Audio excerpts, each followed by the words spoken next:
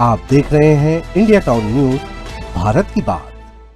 सरगुजा जिला मुख्यालय अंबिकापुर में गरीबों के हक पर डाका डालने वाले एक बड़े सिंडिकेट का पर्दाफाश होने की कगार पर है। प्रशासन की संयुक्त कार्रवाई में सरकारी पीडीएस चावल की कालाबाजारी का बड़ा खेल सामने आया है। सबसे हैरानी की बात यह है कि छापेमारी के दौरान आरोपी कारोबारी अधिकारियों की आंखों के सामने से फरार हो गया।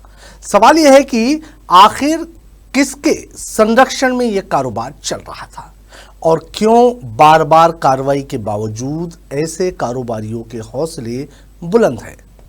नमस्कार, आप देख रहे हैं इंडिया टाउन न्यूज। मैं हूं आपके साथ कमर गौस। देखिए हमारी ये खास रिपोर्ट। अंबिकापुर के खरसिया नाका स्थित अरुण ट्रेडर्स पर प्रशासन को लगातार शिकायतें मिल रही थी कि यहां गरीबों को सार्वजनिक वितरण प्रणाली यानी कि पीडीएस के तहत मिलने वाले सरकारी चावल की अवैध खरीद फरोख्त की जा रही है। शिकायतों की पुष्टि के बाद राजस्व विभाग और खाद्य विभाग की संयुक्त टीम ने अचानक छापेमारी की। जैसे ही अधिकारी मौके पर पहुंचे, परिसर में खड़े एक ट्रक ने सबका ध्यान खींच लिया। जांच करने पर ट्रक में सरकारी पीडीएस का 130 बोरी चावल लोड मिला। प्रारंभिक जांच में आशंका जताई गई कि इस चावल को ब्लैक मार्केट में ऊंचे दामों पर बेचने की तैयारी थी, लेकिन कार्रवाई के दौरान कहानी में बड़ा मोड़ तब आया जब ट्रेडर्स का संचालक अरुण बंसल अधिकारियों को अपनी ओर आता देख दुकान और गोदाम पर ताला लगाकर मौके से फरार हो गया। प्रशासनिक टीम उसे पकड़ भी नहीं सकी और आरोपी अधिकारियों की आंखों के सामने से निकल गया। इस घटना ने कई गंभीर सवाल खड़े कर दिए। आखिर एक आरोपी प्रशासनिक टीम के सामने से इतनी आसानी से कैसे भाग निकला? क्या उसे पहले से कार्रवाई की भनक थी या फिर उसे किसी संरक्षण का भरोसा था? आरोपी के फरार होने के बाद प्रशासन ने दुकान और गोदाम को तत्काल सील कर दिया। अधिकारियों को आशंका है कि सीलबंद गोदाम के भीतर सरकारी चावल का और भी बड़ा जखीरा छिपा हो सकता है। अब गोदाम खोलकर विस्तृत जांच की जाएगी, जिसके बाद पूरे नेटवर्क का खुलासा होने की संभावना जताई जा रही है।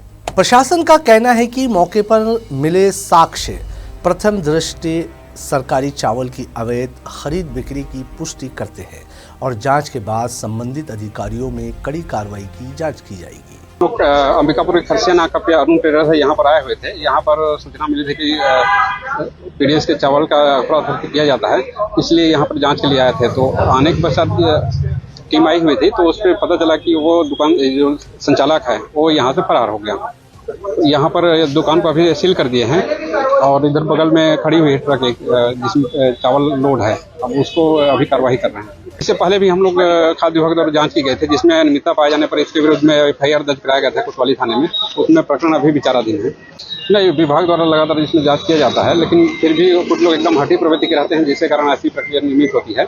आगे इस पर कठोर कार्रवाई की जाएगी। सबसे बड़ा सवाल यह है कि क्या ये पहला मामला है? जवाब है नहीं। अरुण बंसल का नाम पहले भी सरकारी चावल की हेराफेरी के मामले में सामने आ चुका है। उसके खिलाफ कोतवाली थाने में एफआईआर भी दर्ज हो चुकी है, लेकिन वर्षों बाद भी वो मामला लंबित है। यही वजह है कि आरोपी के हौसले इतने बुलंद हो गए हैं कि उस पर दोबारा उसी तरह के आरोप लगे।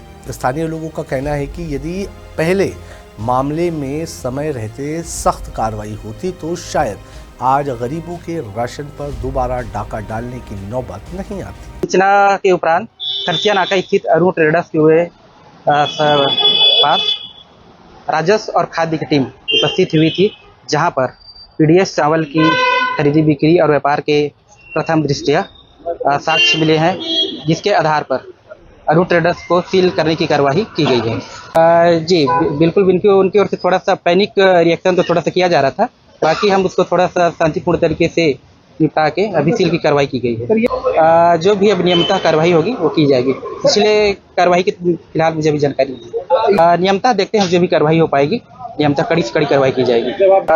रोका नहीं गया था, किसी प्रकार से रोका वगैरह नहीं गया था कि बस जो अंदर जो है मकान वगैरह पे किराएदार वगैरह उपस्थित थे, उनके द्वारा क्वेश्चन वगैरह किया जा रहा था कि किस कार्य के लिए, किस कार्रवाई के लिए आप लोग उपस्थित हुए हैं। सरकारी राशन गरीबों तक पहुंचे, इसके लिए सरकार करोड़ों रुपए खर्च करती है, लेकिन जब यही अनाज बीच रास्ते में मुनाफाखोरों के हाथ लग जाता है, तब सबसे बड़ा नुकसान उन ज़रूरतमंद परिवारों का होता है जिनकी थाली इसी राशन पर निर्भर है। अब सभी की निगाहें प्रशासन की अगली कार्रवाई पर टिकी है। क्या इस बार केवल दुकान सील होगी या फिर पूरे नेटवर्क का पर्दाफाश कर दोषियों को जेल तक पहुंचाया जाएगा? क्या पुराने मामलों की तरह ये मामला भी फाइलों में दब जाएगा या फिर इस बार कानून सचमुच अपना काम करेगा? सरकारी चावल की कालाबाजारी का ये मामला सिर्फ 130 बोरी चावल तक सीमित नहीं दिख रहा है, बल्कि इसके पीछे एक बड़े नेटवर्क की आशंका जताई जा रही है। आरोपी के फरार होने से कई सवाल खड़े हो गए हैं, जिनका जवाब जांच पूरी होने के बाद ही सामने आएगा। अब देखना ये होगा कि प्रशासन इस कार्रवाई को अंजाम तक पहुंचाता है या फिर मामला अभी भी पहले की तरह लंबी कानूनी प्रक्रिया में उलझता रह जाएगा। आज की हमारी इस खास रिपोर्ट में फिलहाल इतना ही। मुझे दीजिए इजाजत और आप देखते रहिए इंडिया टाउन न्यूज़ भारत की बात। नमस्कार।